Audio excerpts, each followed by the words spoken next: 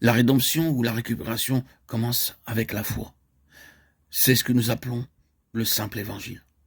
La foi est le commencement même de la rédemption. Mais la foi est aussi la base de la rédemption continuelle, de la récupération ou du recouvrement continuel. La rédemption rendue complète et parfaite en Christ est quelque chose qui se poursuit.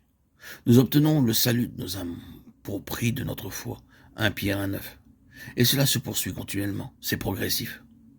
Alors que le dénouement se trouve dans l'œuvre de Christ, cela commence en nous par le premier exercice de foi, croire Dieu, et se poursuit sur cette base-là jusqu'à la fin. Combien il est vrai que nous entrons immédiatement dans quelques espèces d'esclavage quand nous manquons de croire. Lorsque nous manquons de croire Dieu, que nous cessons de le croire, quand nous avons des doutes à son sujet, Satan a alors quelques prises, quelques succès. Dès que des doutes surgissent quant au Seigneur, nous nous trouvons aussitôt en prison, et le seul moyen d'en échapper est le recouvrement de la foi en Dieu. Or, à cause de son incrédulité, Adam a établi pour toute sa race un lien de l'âme avec les puissances mauvaises, et c'est cela, la nature de la servitude de l'homme. Il est vendu à un autre. Cela établit le fondement de la signification réelle et véritable de la rédemption. Pourquoi l'incarnation? Un dernier Adam vint à la rescousse et engagea le combat. Un autre homme vint pour acheter l'homme. Nous verrons par la suite, dans les prochains audios, qu'il ne s'agissait pas d'une simple activité objective. Ce n'était pas seulement les choses qu'il fit. Il était dans son être même le Rédempteur. Permettez-moi de présenter cela d'une autre façon. Il était la rédemption. Il ne fit pas seulement quelque chose, mais il était cela. Ceci deviendra plus clair par la suite.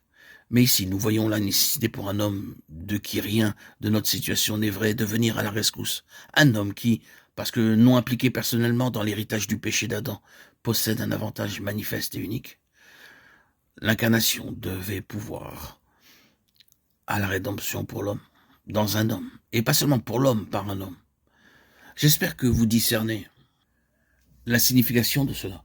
C'est une chose énorme de voir non seulement ce que Jésus a fait, mais ce qu'il a été pour faire face à la situation. Par l'acte d'Adam, comme nous l'avons vu, l'homme est devenu désordonné dans sa constitution même, dérangé, brisé. Il est devenu une autre espèce d'être par rapport à l'homme créé par Dieu et quant à l'intention qu'il avait en vue pour lui. Il a été volé. Il est donc devenu incomplet.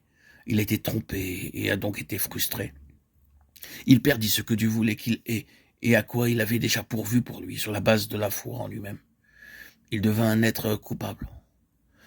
En relisant la Bible en main, avec la pleine révélation des Écritures, nous sommes maintenant à même de voir ce que l'homme était destiné à posséder. Tout devient clair désormais. Il devait bien sûr avoir en lui l'Esprit de Dieu. Il était destiné à devenir un temple de Dieu.